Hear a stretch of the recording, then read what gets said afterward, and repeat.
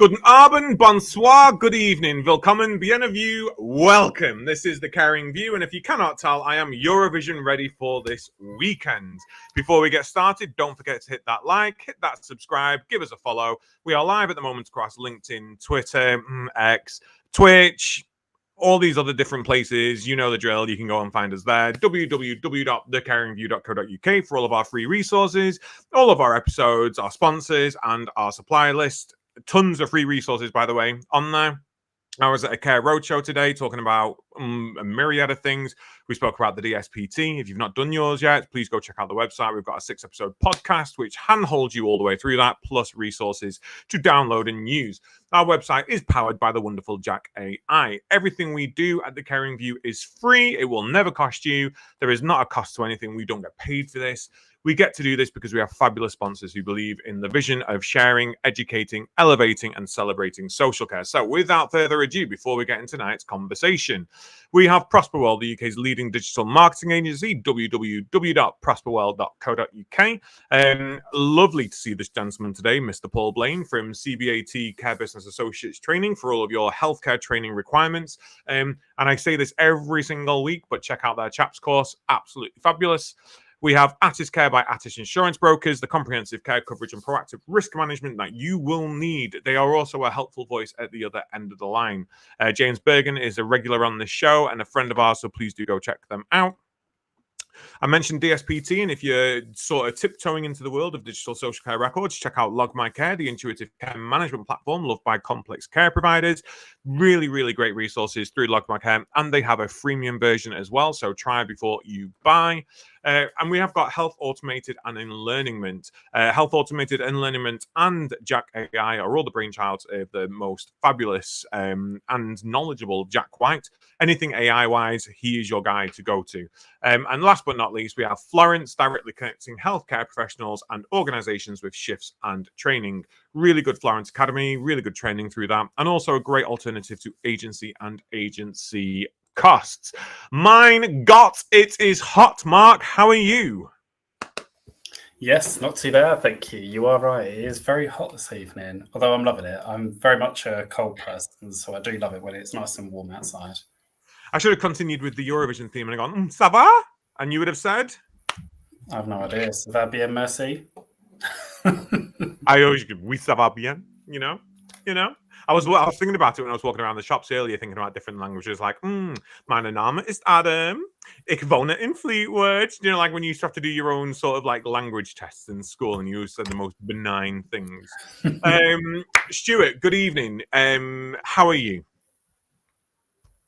I am very good. The sun is shining here in lovely Worcestershire, so it's been a hot day here too, and it's absolutely great to be with you. Perfect. Now, imagine that I am Cilla Black. Stuart, tell us a little bit about who you are and where you're from. Where do I start, really? So, I run a home care service in Worcestershire called Seven Vale Home Care. I set that up around 2020, and we like to think that we do things slightly differently. And I'm sure we'll get into that sort of a little bit later on. My background actually isn't care. So my background was originally sort of my degrees in fine art painting and art history. And I intended working in the creative industries. I ended up in education. I ended up in leadership positions in universities, colleges, and later boarding schools. And what I sort of learned in those environments was very much about sort of creative problem solving, changing cultures, changing institutions, but most importantly, bringing team with you and also taking bold decisions, but always having the mindset of how is this going to impact positively on the end person, in this case, when I was in education, the student, and worked in that arena for sort of 15 years. I replaced a vice principal when I was 28, so I was sort of very much at the top of my tree early on. Having done that for sort of 15 years or so, I thought, do you know what? Time for a bit of a change. So I set up a service-based business. I was very lucky to be mentored by some really quite excellent people. And I used that opportunity of sort of reading every single business book out there, reading every marketing book, and then sort of building a service business that sort of scaled very quickly because I invested in people. And then sort of I took that to a level, and then sort of I thought, what's next? And for a variety of reasons, I thought sort of home care really meets where I am now, what I want to do, how I want to affect a positive change in my local community, and maybe a little bit in society as a whole. And that was back in 2020. Wow. A very So varied is what you do. Yeah, I was going to say a very varied career. Although I think, and we're obviously going to talk tonight about starting a home care business and kind of the elements within that. But I think for me, the one thing that when I speak to people, just like yourself, is actually there's a lot of transferable skills that you can have that you can bring into the sector. How did you find that those skills that you had acquired from obviously those various different career pathways helped you when you were starting up, obviously, your home care service? So I think it's about being prepared to take bold decisions. So because I didn't have, an extensive care background, although actually when I was just before university, I did work in a nursing home for a bit. I sort of, surround myself by people who are amazing in terms of their care experience. But when we're sort of solving problems, dealing with operational challenges, I often say sort of, well, why can't we do it like this? This sounds far more sensible.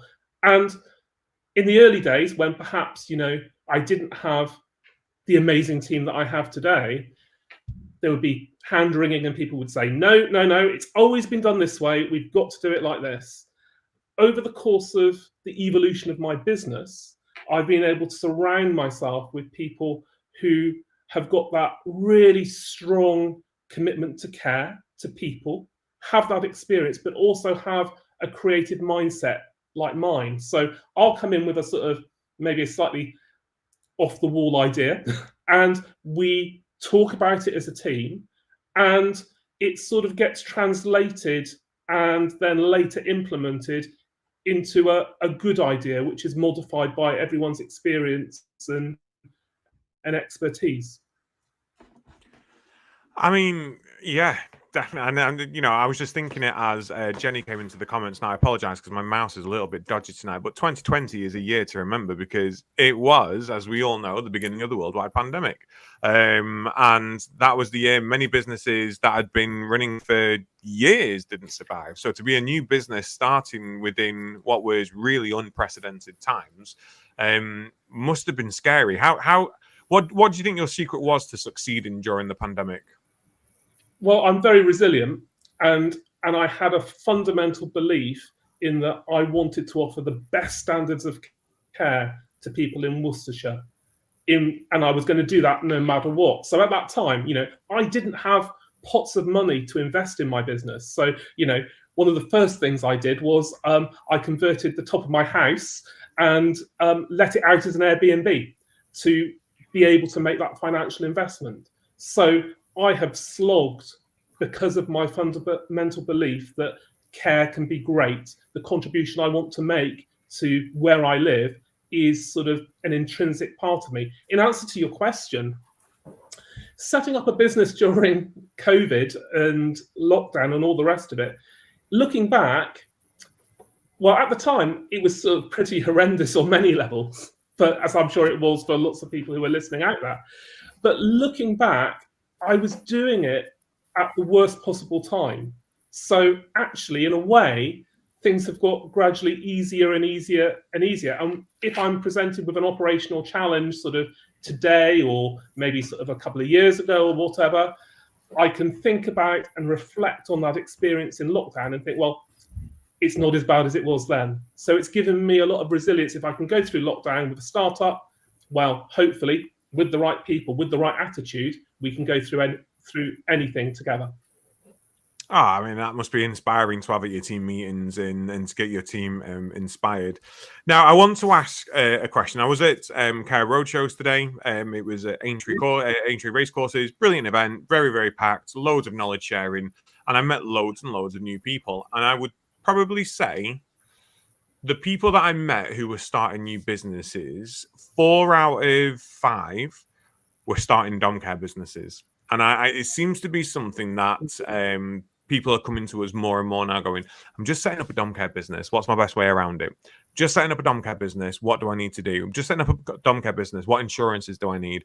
And there are more and more people now starting to look at setting up home care. Now, there is a demand for it. We've got an aging population. We've got more people needing needs at home. My question isn't really around are they going to survive, because that's really down to them whether they survive or not. My question is, I want to start up a home care business, Stuart. What do I need to do? What's going to be my best sort of starting point? What do I need to consider moving forwards? So I think you've got to look at yourself very, very carefully. And I think you've got to think of your reasons for setting up a dom care business. If your reason is purely financial, this isn't the sector for you. Yes, if you're making a strong financial investment and a lot of personal sacrifice, obviously you want to be commercially successful, but you've got to do it, in my opinion, because you want to instigate change in your community and in society as a whole.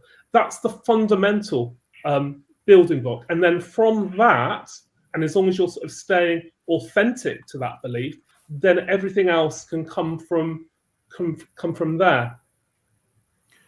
Well, we were speaking offline, weren't we, before we came live, and around leadership and management style, techniques, mindsets that we need to have, and it does come down to that sort of self-belief and integrity, doesn't it? That I mean, what would you say is the sort of most important aspect of someone starting up a business? What sort of mindset, what sort of things do they need to be able to have within their repertoire? I think you've got to be able to be aware of what you know, but also be very much aware of what you don't know. What's been sort of, and I can only really say what's been helpful to me, is that I have a sort of knack for finding the right people to work with me in my business. I don't always get it right. We make mistakes sometimes, but it's about having people who've got a growth mindset, people who share my values and philosophy of sort of, every decision within the business today and every day is how can we make care for Margaret better? And when you start surrounding yourself with people like that, from sort of management teams through to our fantastic hardworking care professionals, what we found, or what I found, is everything begins to snowball. So we talked about lockdown, and yes, that was sort of very challenging, very difficult, but sort of through a process of time and holding on to those core values, getting the right people in place over time, it becomes a snowball effect. And so we're now in a very lucky position, in that we have lots of people approaching us who want to work for us. We have a fantastic core of care professionals who live and breathe the values. They come to work, they get well rewarded, but they see it as far more than a job. It's their way of life. It's my business. We very much have family values. We look after our people in ways you probably wouldn't even imagine. And that gets sort of fed back into the business and how we care for our clients. And then that in turn gets us a large number of referrals each week from families and clients who recommend us because we really care and we take the time to care. And I think that's the fundamental quality that's needed. I suppose from a business owner's perspective, while sort of, I want an absolutely excellent care service in every meaning of that word. So nothing is too small for me to get involved with. I'm very much hands-on, but I also maintain very much a strategic view. We've got a sort of challenging political agenda. My job my main jobs in the business is to have that strategic view and make plans together with my team so that we can be successful no matter what the political climate is, whatever challenges that care businesses face. We don't always get them right, but we are agile and we're proactive. And that means that we are ultimately successful. We don't sort of have a mentality where we think, well, it's all somehow going to be okay, and perhaps government are going to reverse a change that is perhaps not well suited to social care. So we don't bury our head in the sands. We engage and we come up with a better solution and try and use it to find an opportunity. No, that all makes sense. And I think you spoke there around values, and Adam and I have done many shows where we've spoken about, a mission statement, vision and values, and embedding them. And I'll put out one of our old previous shows and share the link in the comments for anybody that wants to kind of know more about kind of how you can start looking at your values and embedding those within your organization. Stuart, you spoke there around the strategic view, and I used to work for a franchise company as a regional support manager. So I know the importance of having somebody in the business that's strategic and then your registered manager that's more operational. As a startup company, it's very hard to have the two because obviously income's not coming in as much as you want. You've got probably more outgoings, and actually to have two people in the business at that early stage is really hard. How have you maintained that strategic view and to keep that hat kind of separate than kind of your operational day-to-day run-of-the-mill? So from startup, I didn't take a salary. I Airbnb'd my house, and by doing that, I could pay my registered manager, and I could learn from them, and together we could sort of develop both the strategic and operational. What I would say, even now, is sort of, so we have a culture of measured, safe growth based on quality, but we're always ahead of the curve. So I'm continually investing in the number of care professionals that we have, in the number of management team that we have. When someone leaves, and it's sad, but people do leave, we see it as an opportunity to restructure and recruit to perhaps different areas of need within the business. So we're very agile. So I know where I would like to be, for example, at the end of this year, by December. So I'm putting the people in place now, even though the growth isn't there now, because I know it will be, because the other area that I do a lot of work in, and I've learned a lot about, the hard way, I have to say, is in terms of our marketing strategy. Talk us through, well, I'm not saying give us your secrets by any stretch of the imagination, but you exude confidence. You exude that this is non-negotiable. In December, I am going to be where I am going to be, and that is what is going to happen. That is not up for debate. So again, I don't believe in gatekeeping information. Share as little as much as you want, but I'm starting up a new business. I'll be as open as you want. What do I need to consider marketing-wise then? So before, I'll talk about marketing in a minute. You've got to get the right people, because if you're not delivering a service that's good, there's no point in marketing it. So I understand that, and I was in this position, you can't afford much. You can't afford much, but make sure your first few recruits really want to work with you. So even now we have a mentality in the business. So we recruit a lot of local people who live in Worcester, who live in Malvern, in the surrounding areas, and lots of them, we have different age ranges, but most of them have lived in this area most of their lives. They're embedded within the community anyway. They want to do some good, sometimes sort of as a first career, sometimes as a second career. But we tend to recruit people who are a little bit quirky. So they've got this ethos of wanting to care and wanting to make our clients' lives better. But, to give you a few examples, my registered manager, he plays in a band. He's a musician. My deputy care manager, she's a published author. and she's just published her second book. We've got people who've got interest in equestrian eventing, and the list goes on and on. What this means is we've got people who are very much engaged locally, but for our lovely clients, we employ people who can engage in an intelligent conversation and offer real companionship and sort of social stability beyond the remit of sort of personal care, medication, household tasks, etc. And that is sort of actually what we now market, because it's true, and our care professionals live and breathe that ethos. So to answer your sort of marketing question, gosh, what do we do that works? So we thrive on recommendation. We thrive on getting excellent reviews on independent websites like homecare.co.uk. So we've got a 9.9 out of 10 rating. And we do lots, in the beginning, we did lots of community events. We still do. We do our community coffee mornings. I'm a Dementia UK ambassador, so I go off and do events and things like that, and I really enjoy doing them.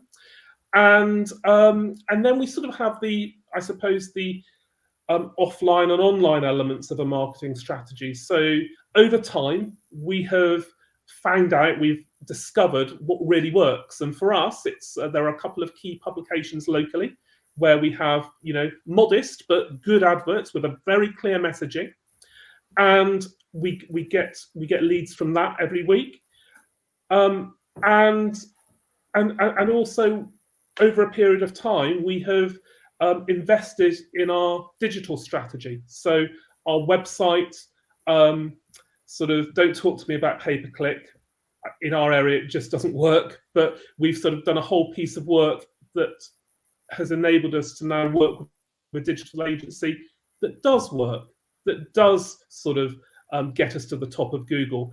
But being at the top of Google is only any good if you're also getting 5-star reviews, if you're also, you've got a team that are delivering high quality care every day and really believe in it. So I think the marketing is very much entrenched with the quality of what we do day on day. So yeah, the marketing is sort of something that is very close to my heart, because in the early days, we made lots of mistakes, and we were told made lots of promises by people who said, oh, yeah, invest quite a substantial amount of money and it will work, and it sort of didn't.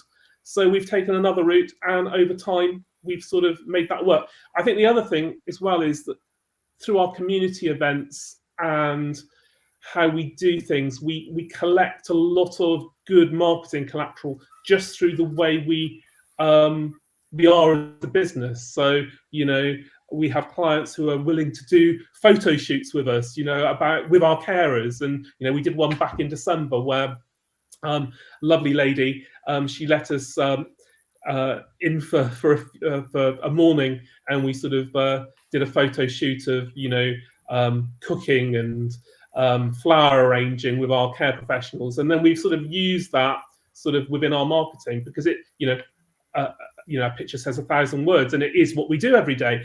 And those marketing messages sort of then lead to more referrals. So it's not there's not one quick fix in marketing, in my opinion. There has to be a layered approach that you evaluate all the time. Don't rest on your laurels, in my opinion, and make it really authentically reflect the unique product that you're bringing, or the unique service that you're offering to your clients. No, absolutely. You spoke there about that layered approach. We've had a couple of questions, and we'll bring them in next. If anybody else has got any questions, please do pop them in the chat. And you spoke about the importance of evaluating those different things. And I think sometimes that's something that registered managers, businesses don't do. I think we put a lot of money into things, whether that's marketing, whether that's recruitment, and we don't necessarily look at that kind of return on investment. What are any tips that you've got for anybody either starting a business or already in business around how you can evaluate some of those methods that you're using? Say, for example, that pay-per-click, and we've got a question there around what pay-per-click is. But how did you evaluate that to know whether or not it was good for your business or not? So I'm quite no nonsense. So with any marketing strategy, so there's a balance about how much does it cost and is it giving you return on investment. Now with some things, I think they take time, so they can take so I tend to give things 6 months, maybe a bit longer, and I work with the person who's delivering that marketing service with me. And if I see that they're trying, they're not just sort of showing me a load of graphs or whatever, and it's and my question to them would be, how many times has the phone rung in my business as a consequence of the investment I've made in you? I work with people, but I also will sort of say, well, actually, this isn't working. We've tried our best. Now let's go and try something else. I think my role in the business, I'm over everything. So I don't micromanage people. I let my people sort of really make decisions, really sort of work autonomously, but I answer the phone. I will recruit staff. I will look at evaluate the marketing. I will speak to the right people.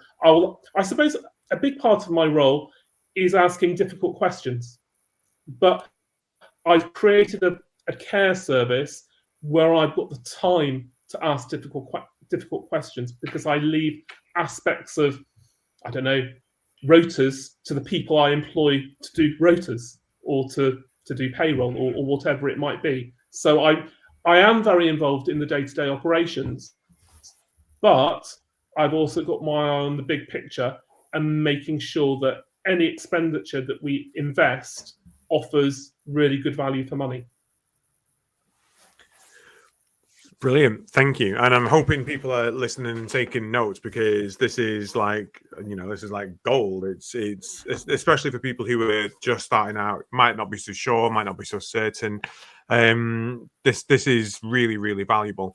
I want to come back to culture. So you've obviously got your head screwed on. You understand your business plan. You understand how you're going to market yourself. But how do you actually work on that culture internally? How do you get to, and I'm going to come back to what our title of tonight's show is how to create strong team foundations and positive culture when starting a new business. How do you do that? How do you keep that morale up? How do you keep that confidence there? How do you keep that strong foundation of your team working? Because fundamentally, I'm in the business every day. I live and breathe it.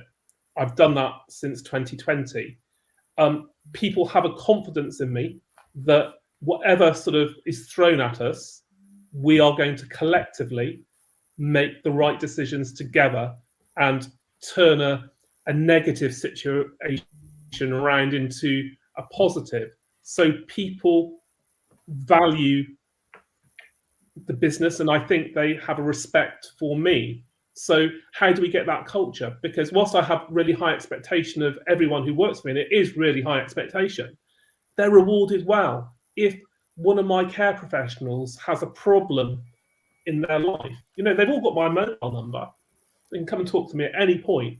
If they experience a problem in their life, you would be quite surprised how much I would help them. If they've been loyal to me and loyal to our clients, well, why wouldn't I treat them as though they were my family? And through that sort of family ethos, where it really matters and we live it every day, that instills loyalty, and it instills a really high-end value of in relation to quality of care. So I mean, my registered manager, I'm probably going a little bit off the point, but my registered manager has an expression, he says, well, we're the Waitrose of care.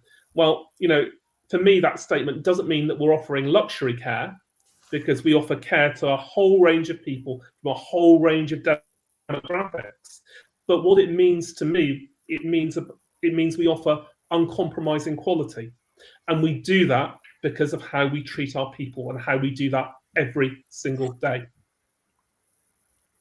I love it. I was thinking in my head then, like, if Carling made care businesses, that sort of advertising play that they used to do. I think, but the thing is, But the thing is, like, we're talking about startup culture and things. It's also fine to make mistakes. My team know that we don't love mistakes, but we learn from them. So my team don't sort of think, oh, we've got to get it right 100% of the time. We're all learning together. The landscape of care is changing continually, and I think as a business, as we sort of deal with the people who work for us and support the people who work for us, we've got to sort of instill that confidence that change, trying new things, making and learning mistakes and learning from mistakes is what's needed to sort of ride the storm, ride the wave, so to speak. Yeah, no, I totally agree. Now, just in the comments, Stuart, we've had Tina. Tina, lovely to have you joining us this evening. Lots of dom cares setting up, got daily calls for advice, etc., but they do not understand the sector. Agree with that. They do not look at the market. Business plans are often weak. The leadership skills are often missing. Lack of insight in their skills, knowledge. The big five for life. John Strelecki. Now, could you give us some insight into what you learned when putting your business plan together? Because maybe it all went perfect and maybe you were satisfied with your first draft, but what were some of the things that you thought about with your business plan when you were putting it together? How did you revise it? How did you think this is going to work? It's not going to work. How did you trim the fat from it?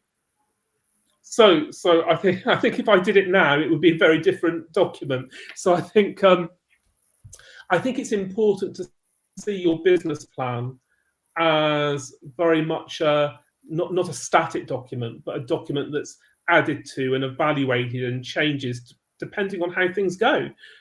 So I think sort of when I wrote my business plan back in 2020, I think I was overly ambitious, and I sort of the naive part of me sort of thought I'd be sort of gliding through this mill pond of tranquility, and I would just find all these fantastic people to work for me from day one, and all these clients would just come wafting to me, and it would be a beautiful thing.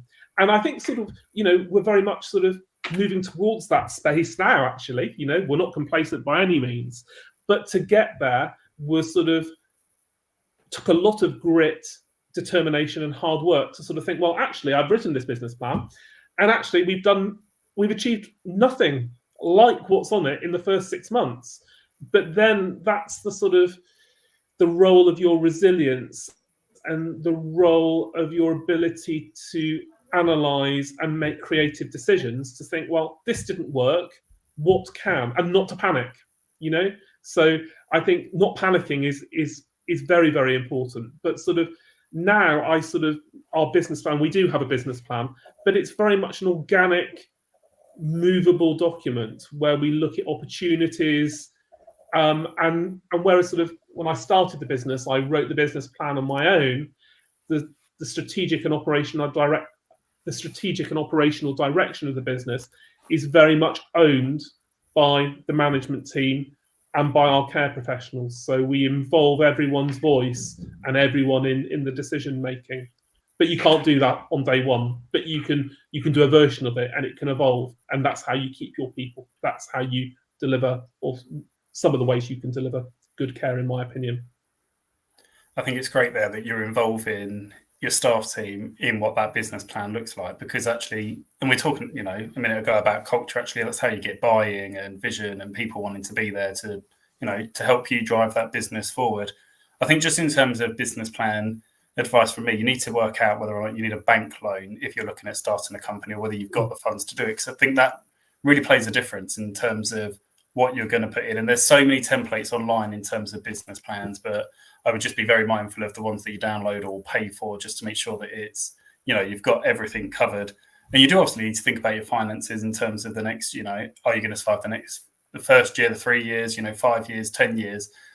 In terms of reviewing yours, Stuart, so I have business plans for all three of the services that I oversee, and we review ours every around about 10 months. So that actually we've got time to spend, 2 months on it, perfect it to what we want it to look like, and then we roll it out each year. How often are you reviewing yours? What does that process look like? Well, I'm just thinking about that. So we have sort of more formal sessions where we do that sort of, maybe sort of quarterly. But actually, sort of in terms of our management team meetings every week, we're sort of really talking about the business plan. We're talking about the strategic plan, and we're making decisions and tweaks and changes depending on how operations are affecting that projection. And we're making decisions to help to keep on track or to actually change, the strategy. So, for example, in the business plan, it might say, we want to focus on a new area, a new geographical area, but for some reason, the marketing has sort of enabled us to move into a different area. So we have that sort of conversation. So, this is looking, this unexpected area is looking good. How can we develop that more? We'll come back to the area that we had intended to grow, maybe next year. But everyone is contributing it, on a weekly basis. We have a set agenda, and we talk through each item every single week. And again, that enables people to be bought in and own the decisions and believe in the decisions. But they also know if something's not working, we'll change it, and that's an important message. No, absolutely. And I think in home care, and mine's reablement, it's very similar to obviously the home care model.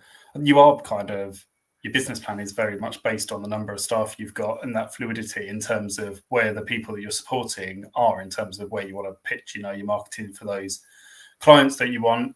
Adam, in terms of a care home, looks very different, I think, putting my old care home manager hat on in terms of a business plan, because you're there, kind of how many people that you need to support, how many beds you've got, and the staff.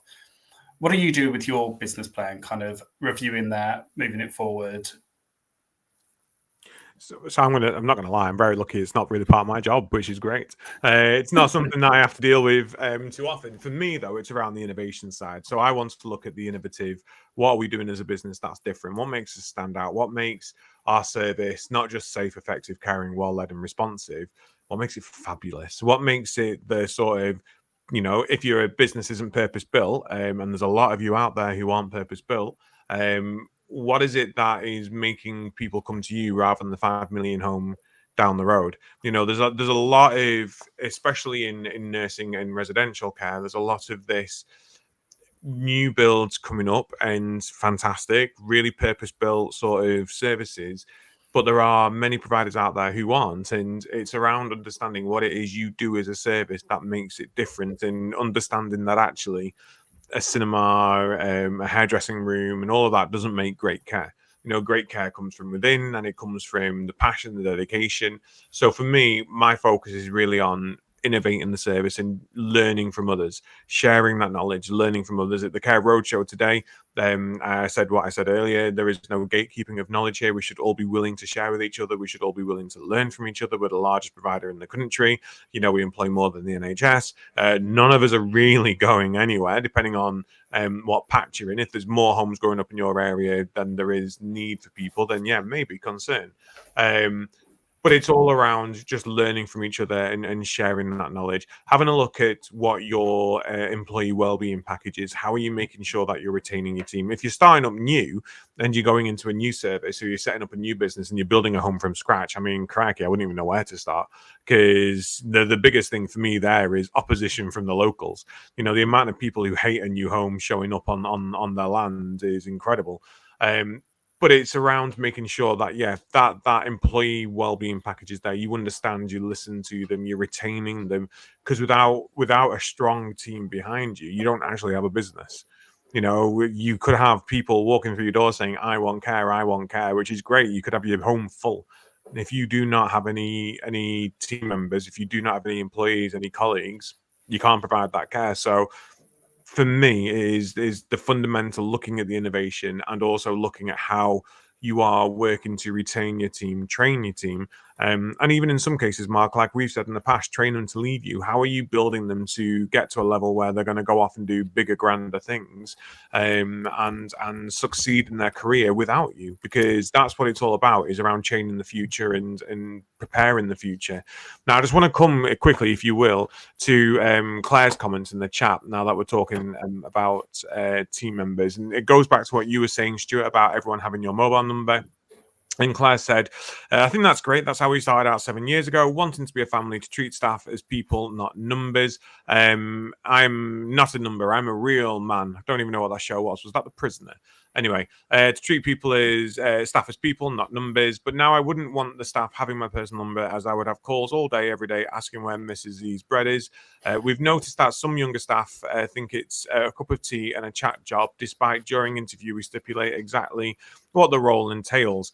How can we whittle out these individuals, as they cost us a fortune in recruitment costs, 30 plus hours e-learning and then 30 plus hours shadowing for day one loan working, them to say it isn't for them? Hope this makes sense. Now, before you come in on this, Stuart, this is not just you, Claire.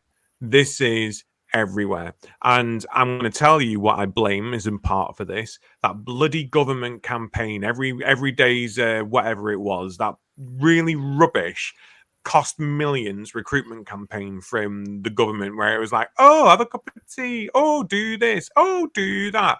And they don't actually, me and my partner, actually, I will tell you, we had this conversation last night. And if none of you have watched this, please, if you make a show, your go-to show this year, watch The Pit. It's got Noah Wiley in, and it's only one series so far. It's been commissioned for a second series. I only invest in series that have been commissioned for another one. Otherwise, I'm not wasting my time.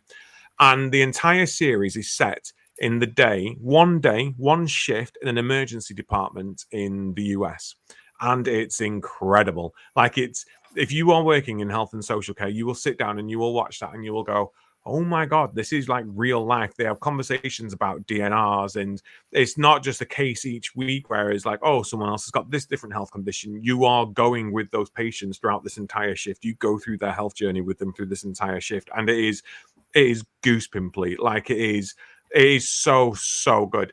But we were talking about it last night around the sort of complexity of care, the complexity of health, and people not really understanding what it's about, and they think it's an easy job. And one of the patients dies in this episode, and the doctor has a bit of a sort of meltdown. It's the first person that this doctor's seen dying. This is a doctor, and he has a bit of a moment where he's like, I must have done something wrong. I should have been able to save them. I should have been able to keep them going. And we sat there and we both said, actually, we don't offer bereavement support as a rule to carers in this country. We don't offer grief support to people as a rule in this country. And the government are out there selling it like it's a cup of tea job. The government are out there saying, like, if you can make a cup of tea, you can care for somebody, blah, blah, blah, blah, blah, which, in a lot of cases you can. But the actual job itself is tough, emotionally, physically, mentally, financially. A lot of people working in home care, if they do not have fabulous providers, are paying to work for insurance, for MOTs, for servicing, for fuel. It's not an easy job. And I think we need to do more, and we need to be able to do it in a way where we're not going to put people off. But we need to do more to actually recognize the complexity and the difficulty of this business. Tina Welford is put in the chat trial shifts as part of a recruitment process. I mean, this would be perfect. I wrote a white paper a few years ago called The People Plan, and we spoke around offering job trials to people. If people could have centralized references and DBSs, they could come in and try out your place for a bit. Nope, not for me. I'm going to go try somewhere else. Because there are services out there that offer that tea and chat sort of roles, companionship. There are a lot of places that don't, and we run the risk of losing people completely from the sector if they go into one job and absolutely hate it. But I want to hear from you, Stuart. How are you whittling this down? How are you going, actually, these are the right people for us? How can you tell an interview, or can't you tell an interview? Is it something that is just one of the downfalls of recruitment? So I echo what you're saying, but I think sort of how do we do it? Well, first of all, we are recruiting continually. We have a recruitment strategy that works, and the reason we're recruiting continually is because we're very fussy who we take into the service, because it's the clients that matter. Sometimes you can't always tell 100% who's going to be great and who isn't. I absolutely concur with that. But sort of we advertise on on Indeed. We use other strategies as well. But what I've started to do is it's a very little thing, but it does seem to work. I message them. message a potential candidate and invite them to phone. Now, if they can't be bothered to phone and engage, well, it does raise a question mark. And I'm not saying I wouldn't phone that applicant, but it sort of, are they being proactive? Then sort of if the phone rings and they phone in and they get me, then they'll have hopefully quite an inspiring conversation about sort of the employment package we offer, the training we offer, the progression routes we offer. So my deputy care manager came as a carer sort of 5 years ago, and she's grown through the ranks and is deputy manager now. But what I would be saying to them on the initial sort of telephone screening is, so what do you know about Seven Vale Home Care? What makes Seven Vale special from your reading and your research, and why have you decided to apply to us? Now, sometimes people will sort of just click the apply button and they won't have a clue. And sort of it's not necessarily a no, but it's an indicator. And if I sort of did have a positive conversation with somebody like that, I might sort of say, well, I will invite you for interview, but I would really be grateful if you could go and do some more research about Seven Vale, and then we can talk about that more when you come for interview to see if we're a good fit for us working together and for our fantastic clients. So we spend a lot of time on recruitment. So, a telephone screening will take sort of, as long as it takes. And we do this throughout the business. Sort of, my management team sort of are always on the phone having lengthy conversations. On the interview, again, it's sort of asking those searching questions about sort of, and what we're trying to look for is attitude and work ethic. If someone is a caring person, they've got a fantastic attitude, they actually want to get up for the 7 o'clock early shift, then great. Even if they haven't got any caring experience, we can work and mold that into the Seven Vale way. If they are just looking at our headline sort of salary figure and thinking, oh, that would be nice, but they're not really bought into it at a fundamental level, I don't want them in my business. And what we found as sort of the years have progressed is we've got this fantastic core of people who are signed up, and we sort of just attract seemingly better quality people, but we're also better at weeding people who aren't suitable out, and we will make that brave decision. So sort of, if someone comes for training and, they're not demonstrating Seven Vale qualities, sort of we'll conclude the process. If they do a work shadow, they're going out with some very good, very experienced people.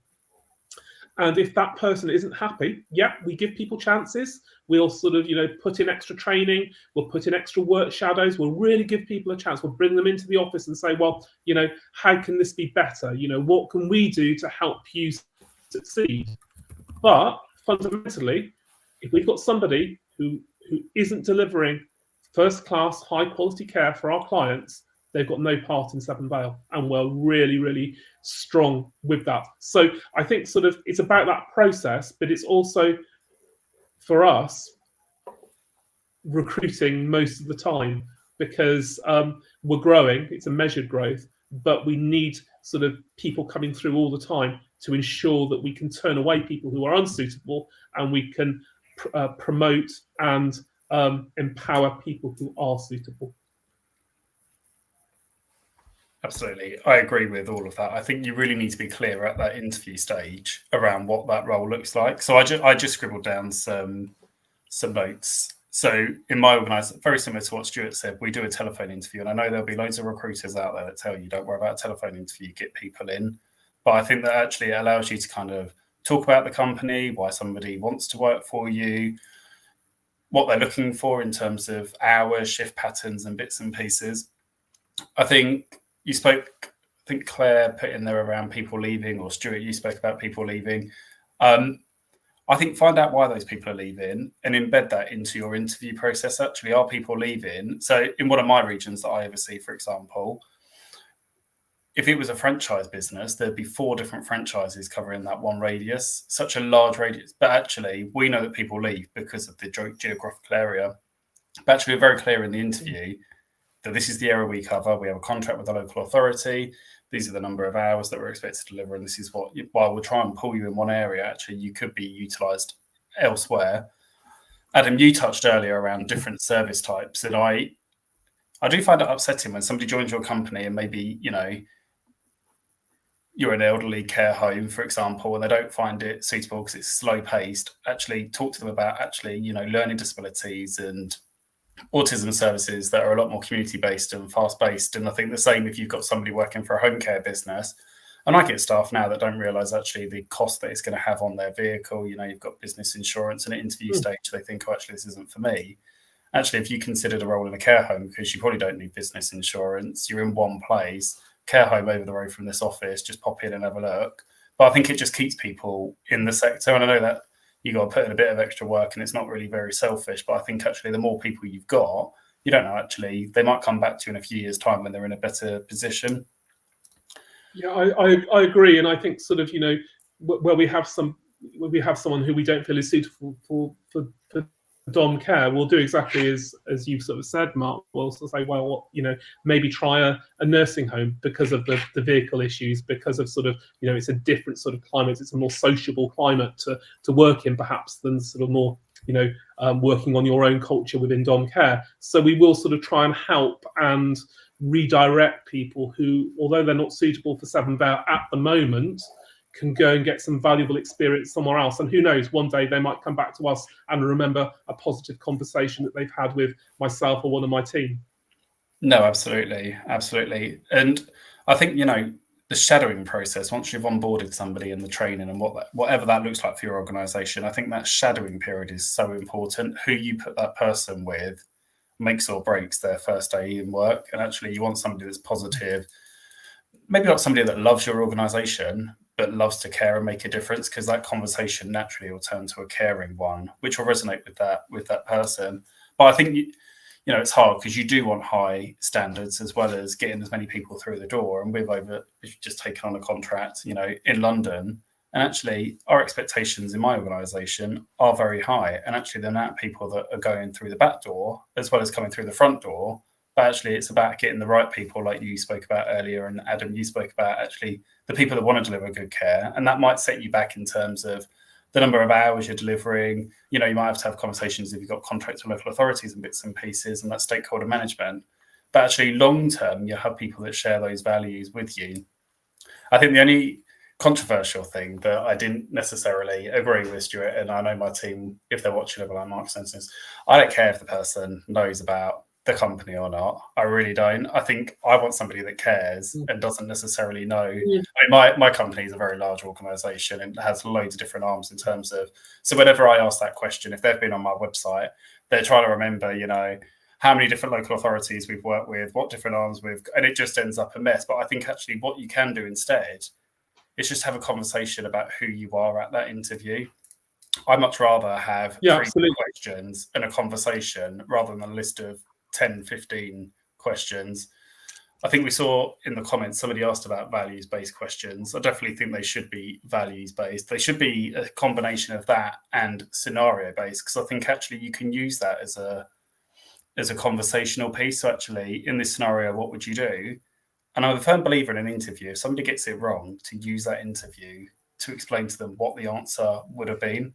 And not many places do that, but I think actually you can still educate somebody in part of that interview. And I think you also see their response and what they're saying to you, whether they're in a learning culture or whether they think that the answer they gave them was right. They're very close. But yeah, I love it when I'm sat in with my team and they're interviewing and somebody might get something wrong, but they spend time talking. And again, it just highlights actually what that role is and what some of that expectation is from you.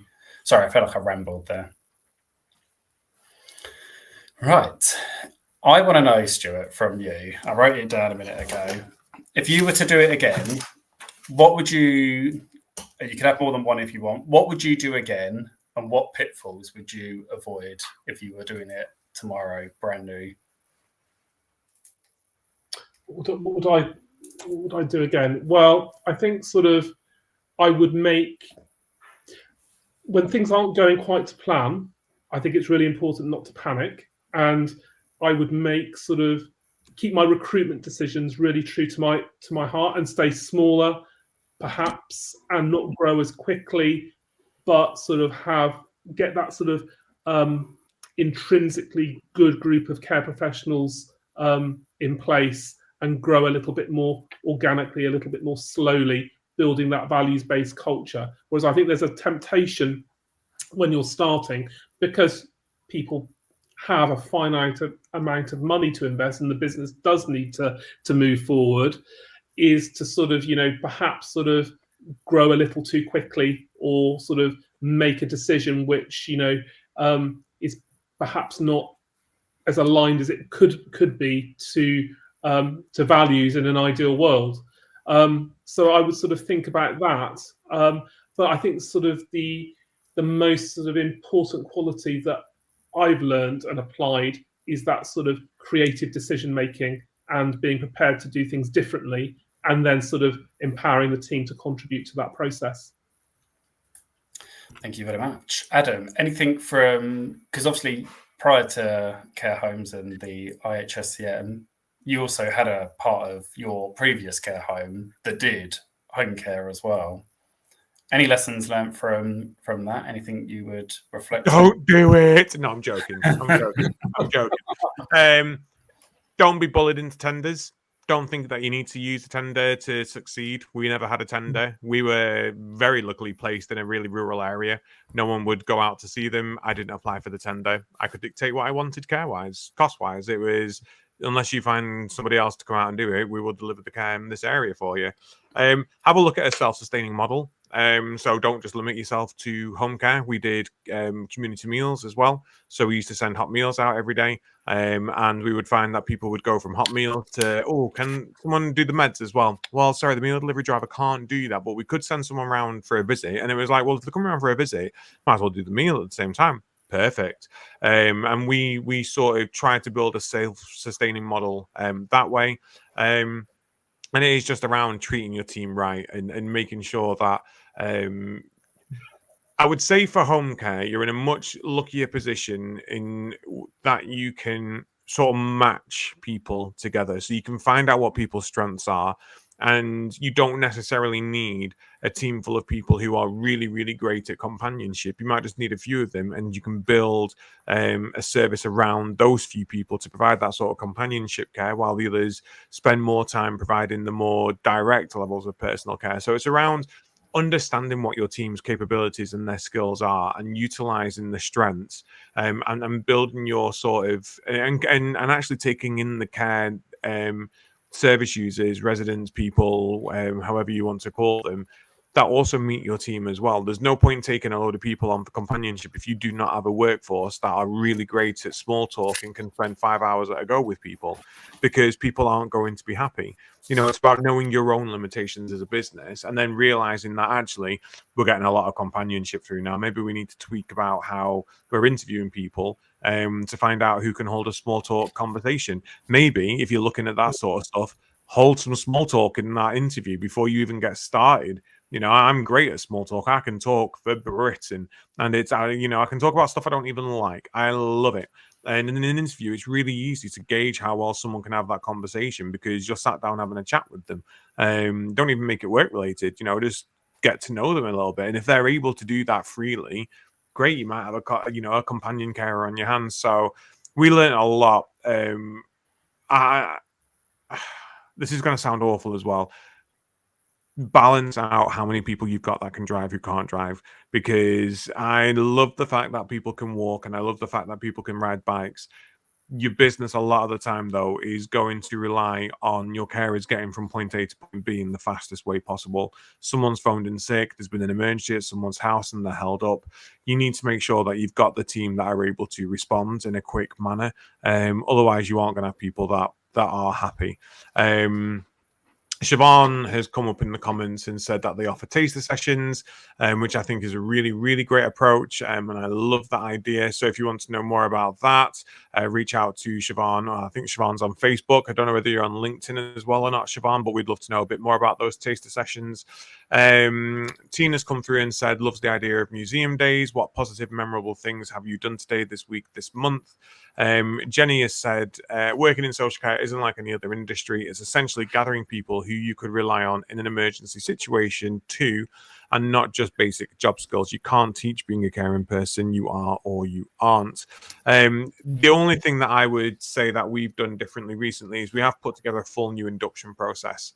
And it is a booklet, I hate to say workbook. It's a guide that follows them throughout their 12 weeks of their induction.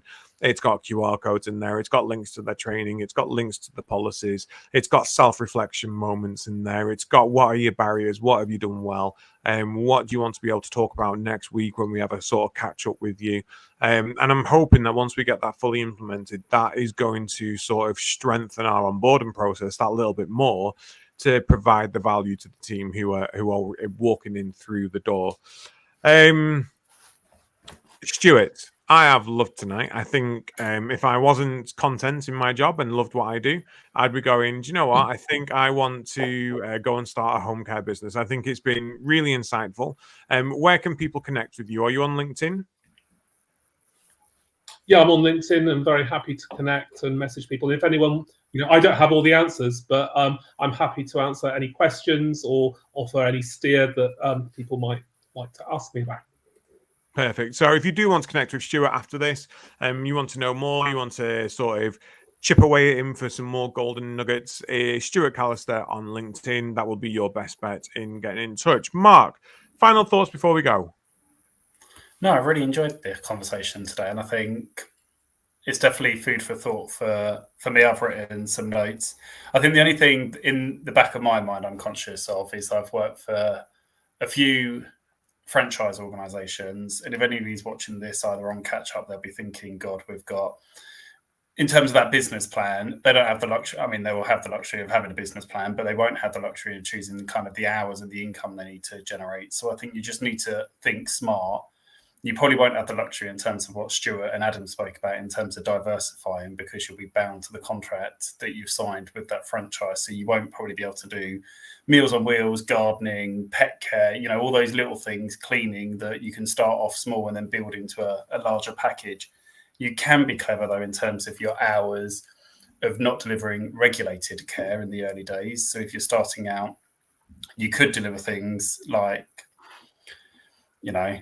supporting somebody around the home, mobility, accessing the community, anything that doesn't involve that personal care, because then you're not actually in the regulated, so therefore you've not got to pay CQC fees. And if you are very tied to hours and the hours that you've got to meet, look at your living care, your assistants of two, because they'll bolster your hours, get you a bit further ahead and buy you some time in terms of then getting some of those smaller local packages. And I think my only other word of advice is if you're looking at local authority and private, I completely agree with what you said, Adam. You don't need to, have a tender. But if you're struggling to get work, just keep emailing the local authority. Find out the person it is. Email them, daily. Phone them, twice a day. They'll soon get fed up with you. They'll soon give you one package. Once you've got one package and you can prove that you deliver excellent care, you can provide them with great data, great feedback from that person, you can keep sending it back into them and they'll send you more. But yeah, that's my closing word. But I've really enjoyed tonight. Perfect. Thank you so much. And thank you, Stuart, for joining us this evening. This has been The Caring View. We aren't live next week. I'm away on Hollybobs for my birthday. I am turning 36 and I'm dreading it. No, it's going to be fab. I'm going paddleboarding. But please do all take care. We will be back the week after, I believe, Mark, on the 27th. We are indeed. We are indeed. Don't ask me what it is, because I'm not going to. No. No, don't worry about it. Please, everyone, it's the Eurovision this weekend. Let's have fun. Let's enjoy it. Hopefully the words on everyone's lips when we win will be, what the hell just happened? Although I think the song's absolutely terrible. I am hopeful that this will be the year that the UK win. But yes, we will be back 27th. Hopefully you've enjoyed tonight's show. Big shout out to our sponsors, Prosper World, CBAT, Florence, Log My Care, Health Automated and Learning Mint, Attis Care by Attis Insurance Brokers. You are all supporting us doing what we love doing best. So until then, tschüss, bon nuit, good night.